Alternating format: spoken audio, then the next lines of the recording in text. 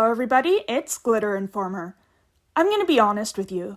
Compared to the previous two episodes showing off Skyland in depth for the first time and Sora having adventures there, an episode entirely about the team putting on a puppet show for Elle sounded boring. But I'm pleased to tell you that this episode actually ended up being better than both of those. The episode starts with a flashback/recap of the previous episode, narrated by Mashiro of all people. Turns out she's explaining everything that happened to Agaha, and it also turns out that this episode is actually plot relevant. Yo-Yo explains that she found a way to wake the king and queen up. Up until now, every time a Ronborg has been defeated, it disappears in a sparkly light. This light isn't just a fancy animation like we've been led to believe throughout the series. It's actually something called Kira Kira energy. Kira Kira is a Japanese onomatopoeia for sparkles, by the way. The Cures can use the mirror pad to collect Kira Kira energy when a monster is defeated, and if they get enough of it, Yo-Yo can make a potion that will finally end Batamonda's evil coma. Also, we get a lore dump about the Underg Empire.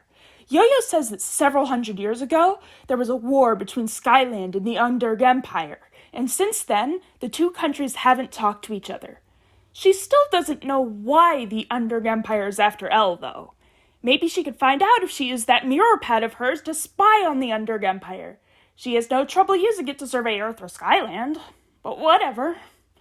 Elle starts crying because she's sad for her parents being missing. She doesn't just cry either. She says Papa and Mama for the first time. Elle took a while to start learning to talk, but now that she's started, she's turned out to be quite the fast learner. This is where Agaha's skills she learned from college while studying to be a nursery school teacher kick in. Agaha proposes that they put on a puppet show to cheer Elle up, and as luck would have it, she recently learned how to make her own puppets in college. They show Elle a bunch of picture books and have her pick out the one she likes best. She picks a picture book of Momotaro, a well-known fairy tale in Japan. Fortunately for those of you non-Japanese people who have no idea what Momotaro is, Sora doesn't have a clue either since she's also non-Japanese, so Mashiro explains it to her and the audience. Basically, there's this big peach that an old woman finds in a river, so she takes it home, and then the peach cracks open and this boy named Momotaro comes out of it. Momotaro teams up with a dog, a monkey, and a pheasant, and they all go to this big, evil ogre island called Onigashima, and they defeat the ogres there and return the treasure that the ogres stole from the villagers. Once they all create the puppets, the puppet show is put on, but it has some changes to the original story. The main character of this show is Elle Taro, and she's born out of a cloud instead of a peach. And instead of the ogres stealing treasure from the villagers, they kidnap the beautiful Princess Agaha, who has nothing whatsoever to do with the actual Agaha, we swear. Sora, Mashiro, and Tsubasa only learn of Agaha's changes to the fairy tale as they're performing, which doesn't make sense. Shouldn't Agaha have told them about her outline for the story beforehand so they wouldn't falter and break character during the performance like they do here?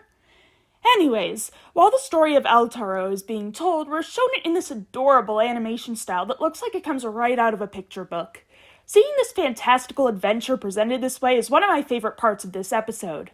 Just like in the original fairy tale, the dog, monkey, and pheasant, played by Sora, Mashiro, and Tsubasa respectively, come up to Elle Taro. Unlike in the original, the way Elle Taro befriends them is by offering them some of the cloud bread she's been carrying. Yeah, remember the cloud bread Mashiro made for Sora back in episode 3?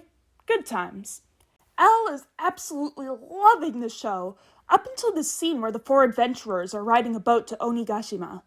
The critters allied with Elle Taro get nervous as the island comes into view, and the Cures playing the critters inject their own nervousness about the Underg Empire into the show subconsciously. Once Sora brings up the Underg Empire and Captain Shalala, the mood gets too dark and Elle starts crying. Fortunately, Agaha shows Elle the Elle Taro puppet and assures her that Elle Taro is okay, which cheers Elle up. The puppet show continues, and the four adventurers finally arrive at Onigashima, where they face off against a giant ogre. However, Sora screws everything up by accidentally knocking over the prop for the ogre, which leads to a chain of events that knocks down the curtain, hiding the puppeteers. Fortunately, Elle isn't put off by this at all. In fact, she's pleased.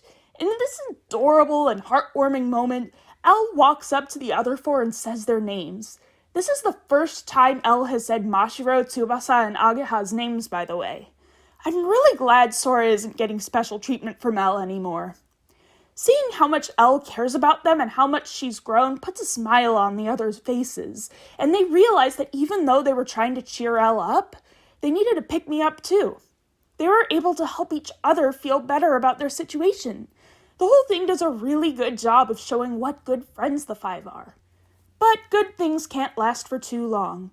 Here's something I didn't mention until now. While everyone was in the middle of their puppet show, Batamonda found some kids playing with an ogre statue and he turned the statue into a Ronborg. In some Pretty Cure seasons, the Cures have a device or a fairy partner that alerts them the moment a monster of the week is created. But in this season, there's no such thing. The Ronborg is just rampaging for a while before the Cures even find out about it, and they only find out about the Ronborg at all because Tsubasa made a bunch of bird friends, and they fly over and let Tsubasa know. Yay! Tsubasa's useful again! So, the three Cures head over, and only now do the kids run away from the giant monster, leaving the Cures to transform in peace. Agaha takes Elle to the scene of the crime too, because this show has already established that Elle will not stand to be separated from her friends while they're in a dangerous situation. Batamonda might be trying to hide it, but he's really mad about being defeated by Pretty Cure multiple times in a row. In fact, he's so upset that he says his main goal isn't to nab Elle, but instead to defeat Pretty Cure. That's a really interesting contrast from Kabaton, who enjoyed beating up the Cures, but still always had Elle as his first priority. Sora, Mashiro, and Tsubasa transform, and the transformation focuses more on Sora than the other two because, of course, it does. But at least all three participate equally in the fight scene itself this time. Cure Sky gets a punch in, Cure Wing catches her when the Ronborg flings her away, and Cure Prism punches the Ronborg as well. However, the Ronborg quickly turns the tables on them by shooting a bunch of quick-fire projectiles that the Cures can't dodge. There's then the typical cliché Pretty Cure's second wind scene where the Cures are knocked down, the villain knocks them or something close to them, and they tell the villain off while slowly managing to get back on their feet. In this case, Batamonda says that it's so sad that the people of Skyland are so weak, pointing out that the king and queen are in a coma and the captain of the guard has disappeared. And Cure Sky's all like, no, they're not weak, they're doing their best. This whole scene, I was just waiting for the fight scene to start again because this whole cliche has been done time and time again throughout the franchise. I don't want to hear the Cures lecturing while nothing else happens. I want to see fisticuffs. Well, at least Elle cheers the Cures on and says their Cure names for the first time, too. Speaking of fisticuffs, the Cures all attack the Ronborg again, and this time they succeed in defeating it. Mostly because the Ronborg just forgets that it can shoot undodgeable rapid-fire projectiles. Cure Sky and Cure Prism finish it off with Updraft Shining, and Sky grabs the resulting Kira energy using the mirror pad. A container is shown on the mirror pad, and it's far from full. It seems like we'll need 5 to 7 more fights before they have enough Kira energy to save the rulers of Skyland. I'll bet you $5 that in all of these fights, Sky is always going to be the one using the mirror pad because this show definitely has a favorite. Batamonda throws another temper tantrum that he quickly calms down from before teleporting away, leaving the gang to return home in peace. Elle gets Agaha to let her out of the sling she's carrying her in so she could walk along with them, and she sings the song that El Toro sang in the show as they all walk home together. And with that absolutely adorable scene, the show ends. Our cameo cure for this week is not a past cure, but Cure Wing, which makes sense because this episode aired on May 21st. According to the official Hirogary Sky website, Tsubasa's birthday is, you guessed it, May 21st. We'll probably be back to past Cure cameos by next episode. Overall, this episode was just adorable. I loved watching the gang interact with Elle and Elle reciprocating their love for her. They have a mutually beneficial relationship that's just a joy to watch. On top of that, we get more plot progression, more lore, and more characterization for Batamonda. Finally, with the exception of the Ronborg forgetting about its projectile powers in the long, drawn-out scene with the Cures lecturing Batamonda, this fight scene wasn't half bad. Overall, Hirogary Sky has shown that even episodes that don't get the fandom excited from just their concepts alone usually turn out really well. I'm looking forward to next time, which also seems to be a lower-key episode like this one. See you then!